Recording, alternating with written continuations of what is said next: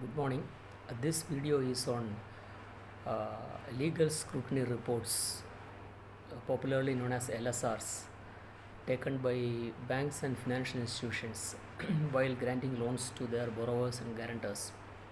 So, in order to secure, as you know, banking is nothing but accepting deposits for the purpose of lending, and during their lending, they obtain security in order to secure various loans, and either the borrower or guarantor was directed to produce collateral securities by way of immovable properties.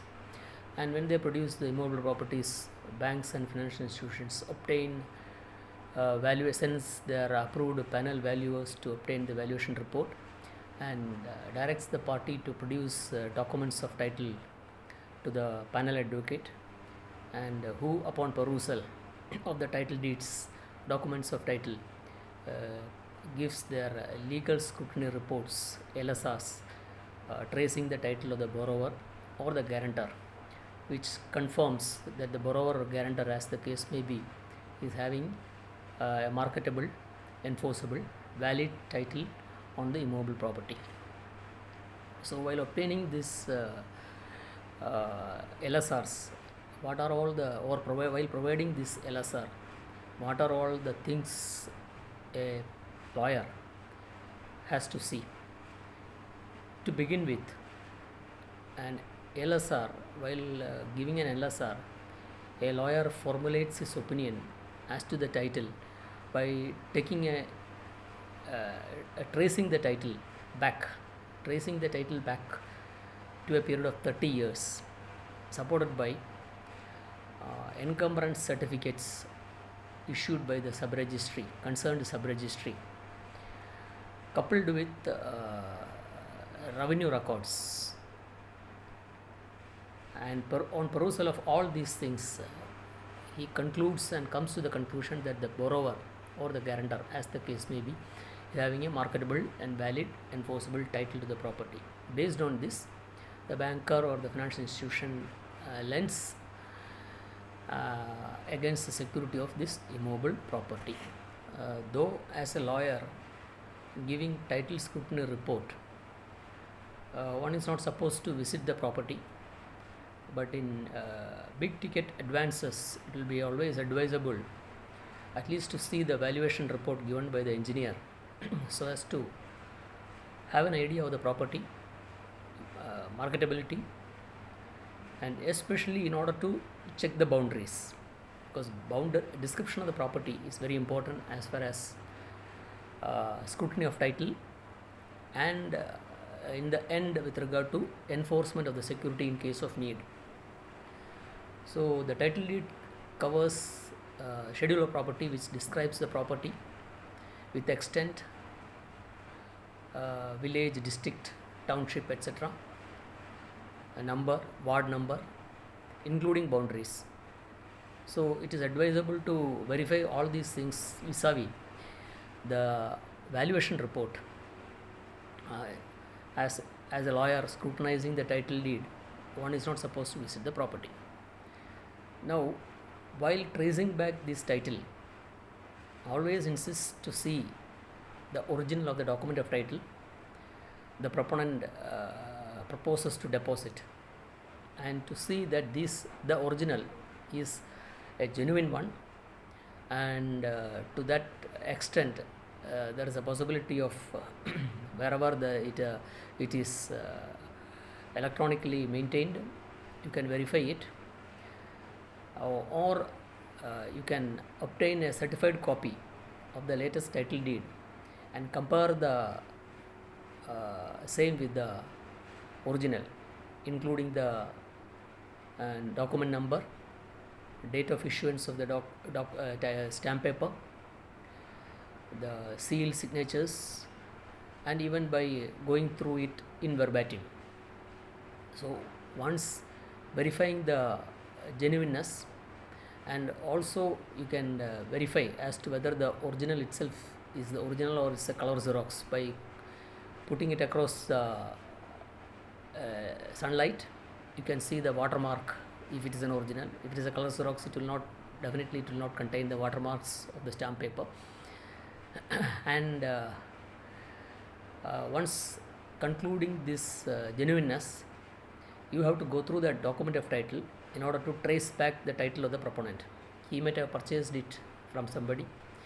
He might have got it by way of a settlement deed executed by his near and dear, or it may be a partition deed, it may be a will, and a sale deed, whatever it may be. So going through the narrations in the sale deed, you can go back up to a period of more than 30 years. That is, the conventional text says you have to trace the title beyond 30 years, coupled with verifying the encumbrance certificates for that particular period to see what are all encumbrances reflected in the said certificates. So while scrutinizing this document of title and going back to the tracing back the title, at some point of time we may come across a partition deed or a court decree, a compromise decree on partition, or a will, or a settlement deed. So to start with a settlement deed, suppose it is a settlement deed executed by a father in favor of the son, and the son produces the original before you to scrutinize.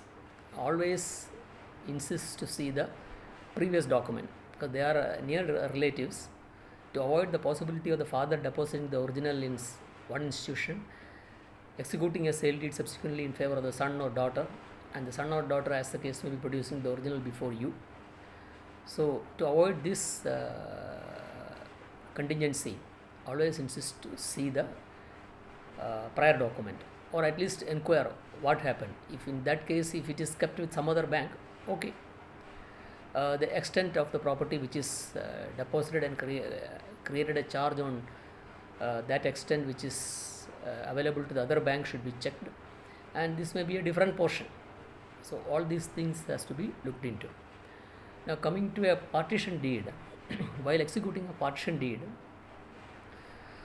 suppose many people are involved, they will execute one original with the ad valorem stamp duty affixed on it, and the others will be having registered duplicate. This is provided in the Registration Act.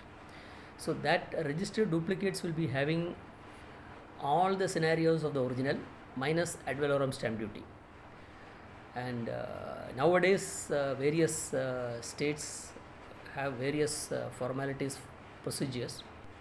These registered duplicate partition deeds will have all the characteristics of the original, including the seal and signature of the sub-registrar, parties, and all the endorsements made in the original and minus the ad valorem stamp duty in it. These are equivalent to original documents, and it may be numbered also.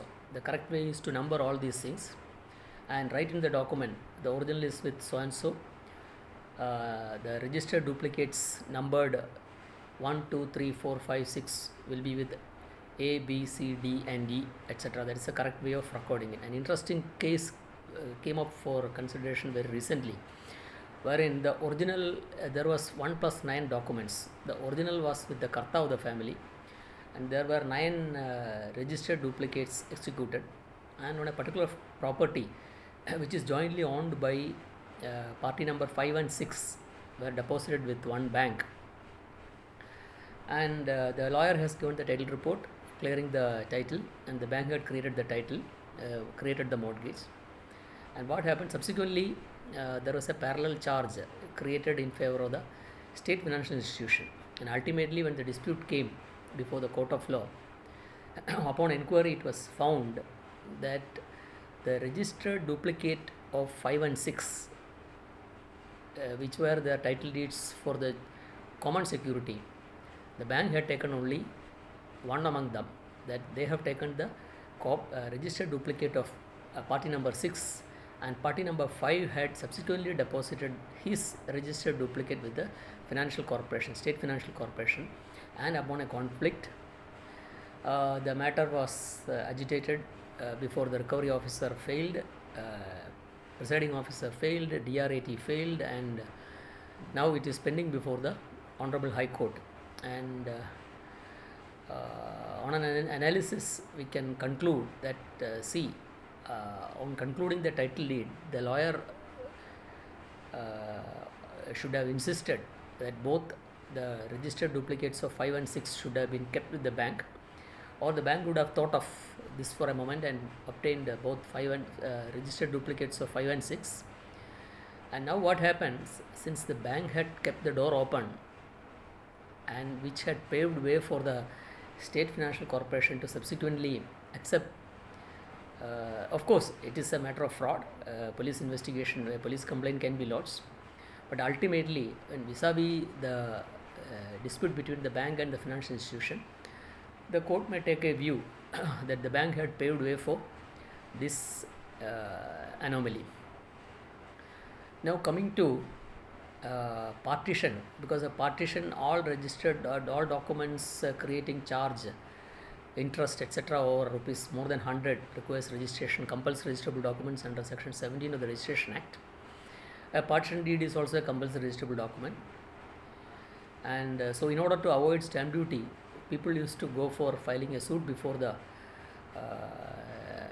jurisdictional civil court, and subsequently they will get it compromised, and a compromise decree will be drawn up, and they will obtain a certified copy from the court.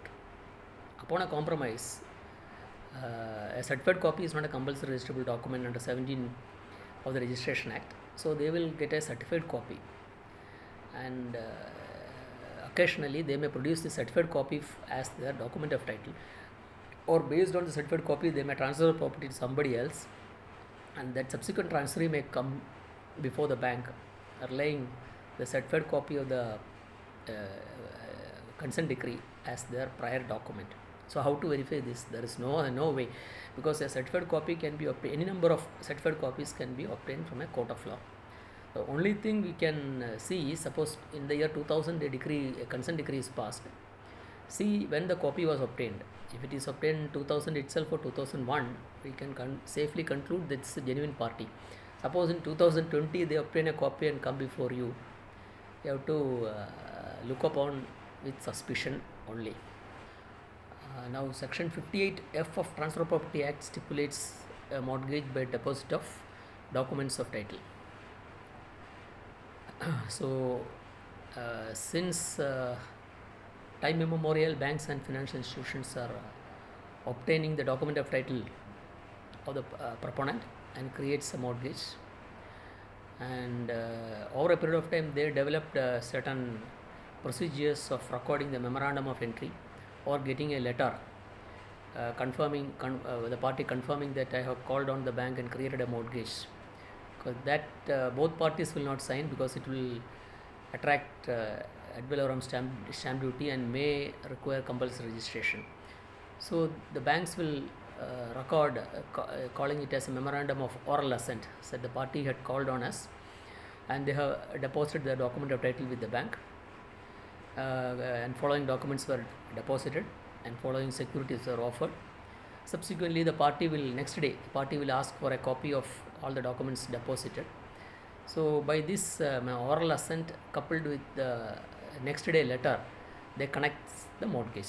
Now what happened, almost all states had over a period of time made this memorandum, letter or anything written by bank or the party in order to confirm the mortgage,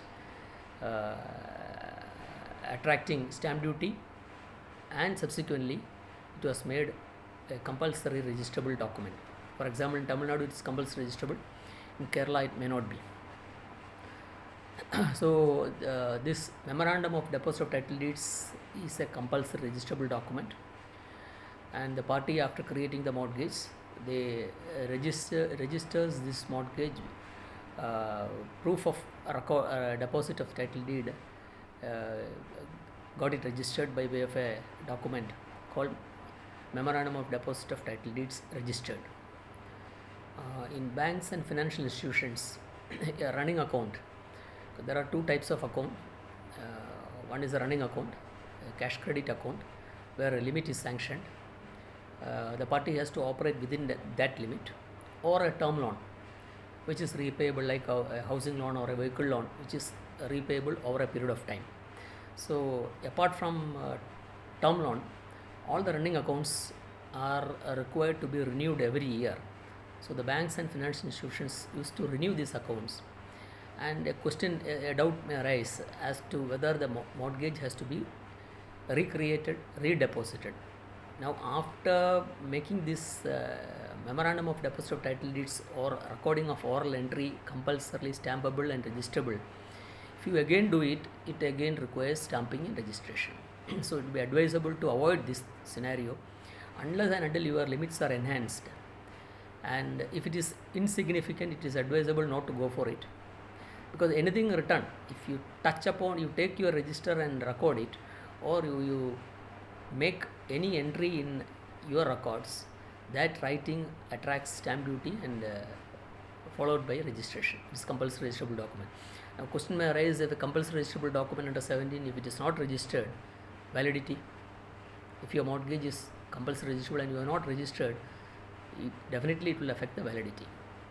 While concluding your report, verify and re-verify the description of property and make sure that it tallies with the description in the document of title of the party.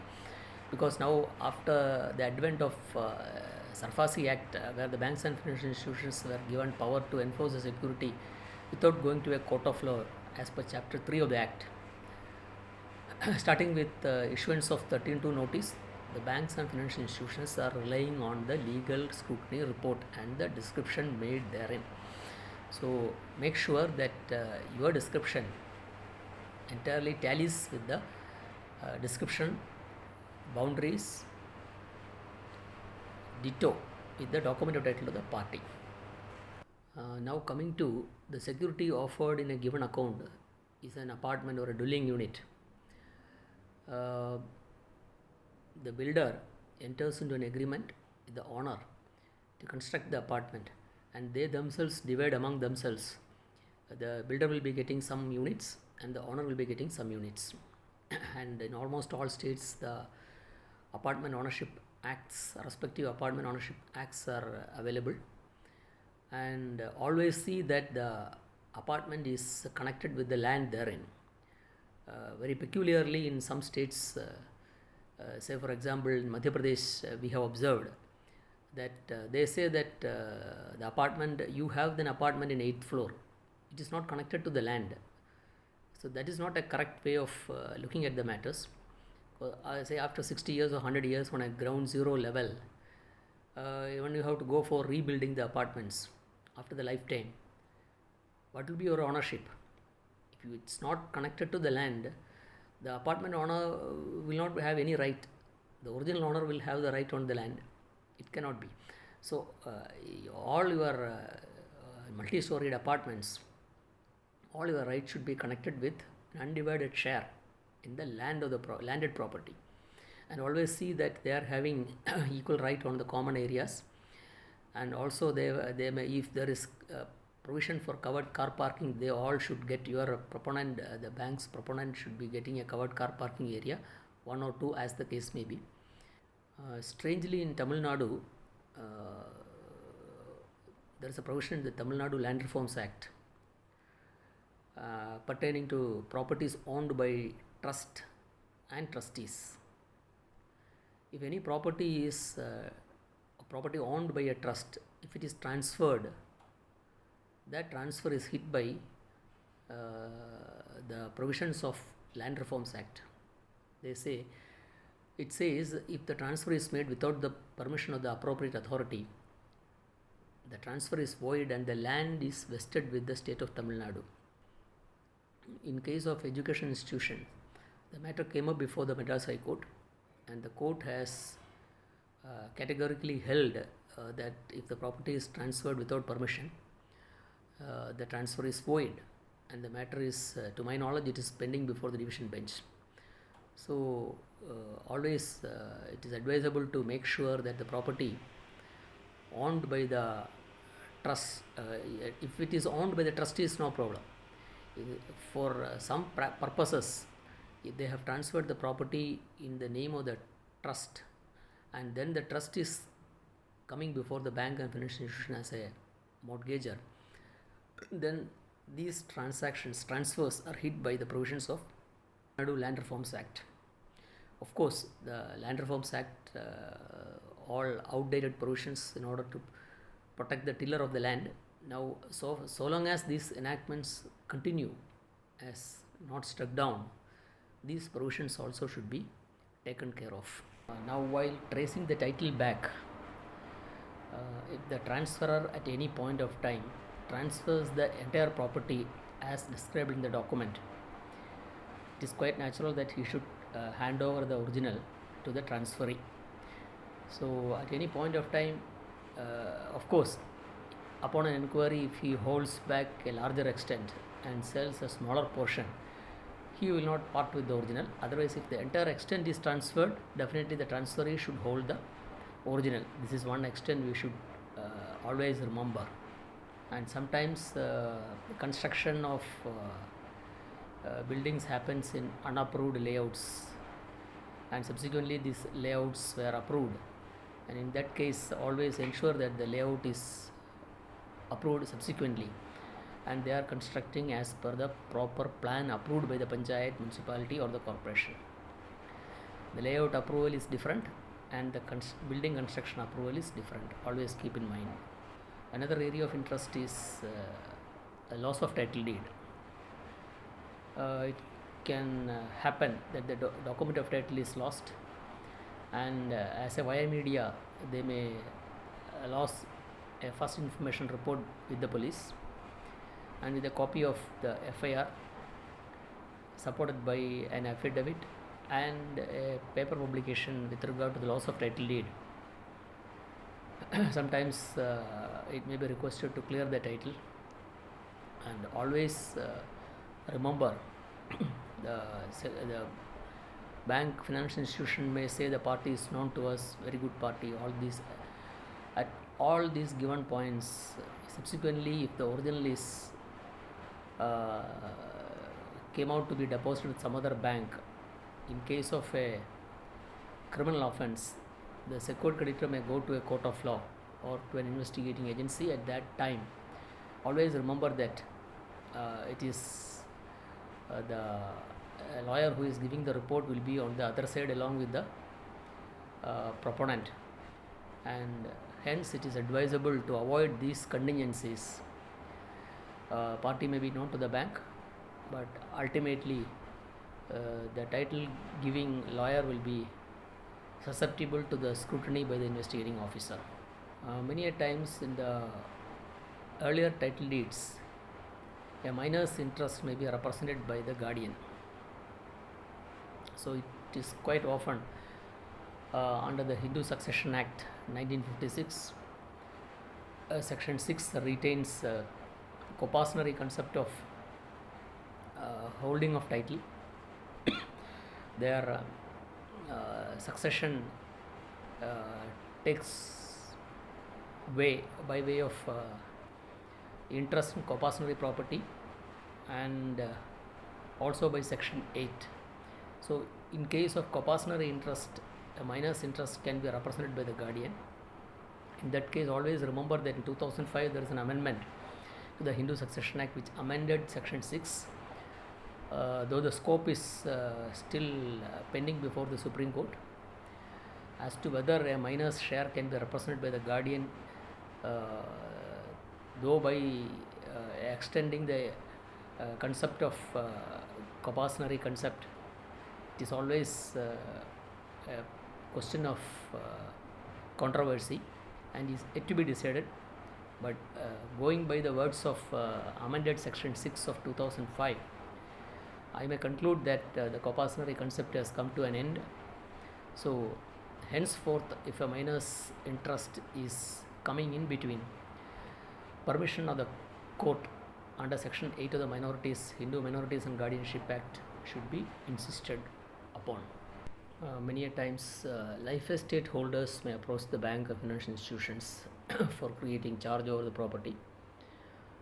So through a settlement deed or gift deed, the settlers creates a life estate in favor of uh, self, or somebody creating a life estate in favor of his wife, and thereafter it is after the lifetime it will go to the son or daughter, as the case may be.